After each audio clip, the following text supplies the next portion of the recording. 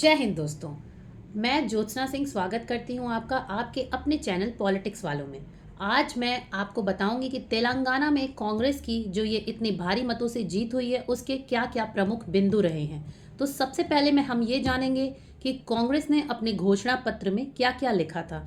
तो सबसे पहले कांग्रेस ने ये कहा था कि वो जो फार्मर्स हैं यानी कि जो हमारे किसान हैं उनके 2 लाख तक के जो लोन है उनको कांग्रेस पार्टी माफ़ करेगी और साथ ही साथ 3 लाख तक इंटरेस्ट फ्री लोन्स देगी।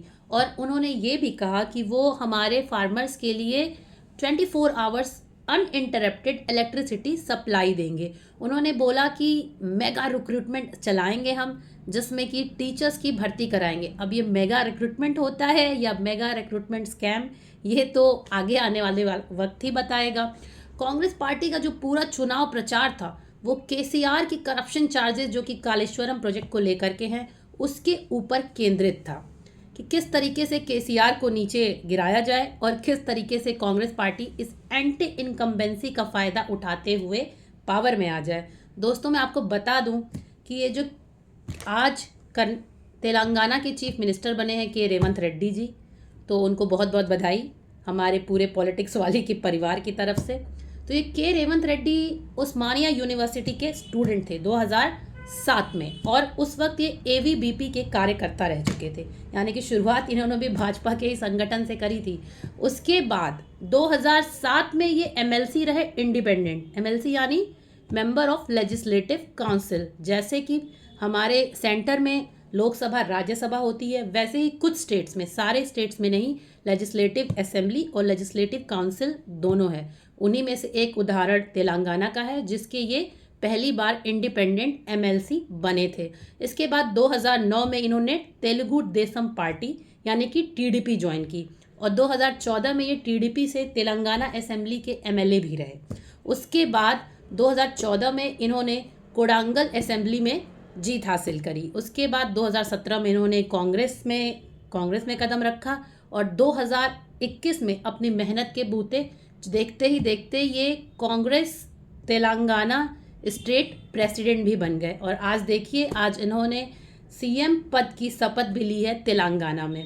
लेकिन दोस्तों, मैं आपको ये बताना चाहती हूँ कि शपथ लेते ही उन्होंने कर दी है एक ऐसी बात जो कि हम में से किसी को भी सुन के अच्छी नहीं लगेगी। उन्होंने कहा है कि हमारा डीएनए जो है यानी कि साउथ इंडियंस का डीएनए जो है वो बिहार के डीएनए से काफ़ी अलग है और अच्छा है। यानी कि इन्होंने यहाँ पे नॉर्थ वर्सेस साउथ डिवाइड करने की कोशिश की है, जिस पे एक तीखी प्रतिक्रिया देते हुए हमारे पूर्व केंद्रीय मंत्री रविशंकर प्रसाद जी ने कहा है कि शायद वो भूल चुके हैं कि नॉर्थ इंडिया में, उत्तर भारत में माता रानी को जो कोकोनट चढ़ाया जाता है, जो नारियल चढ़ाया जाता है, वो हमारे दक्षिण भारत से ही आता है।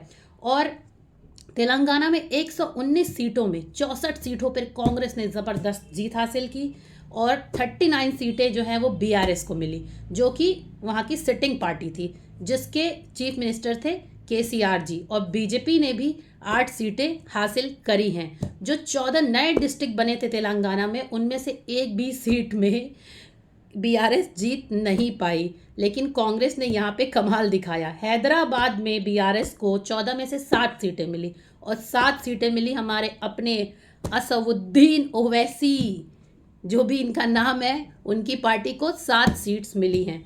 और साथ ही साथ बीजेपी के टी राजा जो कि हिंदुत्व के पोस्टर बॉय हैं तेलंगाना में, उनको भी गोशामहल सीट से 1 सीट पे वो जीते हैं। तो तेलंगाना में मुझे ऐसा लगता है कि जो एंटी इनकम्बेंसी थी सिटिंग एमएलए को लेकर बीआरएस की तरफ से, उसकी वजह से कांग्रेस की इतनी भारी मतों से जीत हुई है, जबकि बीजेपी को 14% वोट मिले हैं, जो कि एक बहुत बड़ी बढ़त है। और देखते हैं क्या होता है। क्या ये जो हमारे सो कॉल्ड लीडर्स हैं, इनका उत्तर भारत वर्सेस दक्षिण भारत का फॉर्मूला काम करेगा? मुझे तो नहीं लगता कि करेगा, क्योंकि आप देखिए, उत्तर हो या दक्षिण हो, नाम के आगे जब तक भारत नहीं लगता वो कंप्लीट नहीं होता। तो हम सब एक हैं, यानी कि इंडिया। तो दोस्तों, आपको क्या कहना है इस बारे में? प्लीज़ कमेंट सेक्शन में हमें ज़रूर बताइए और वीडियो अच्छा लगे तो चैनल को सब्सक्राइब करना ना भूलिए। Please keep supporting. Thank you so much.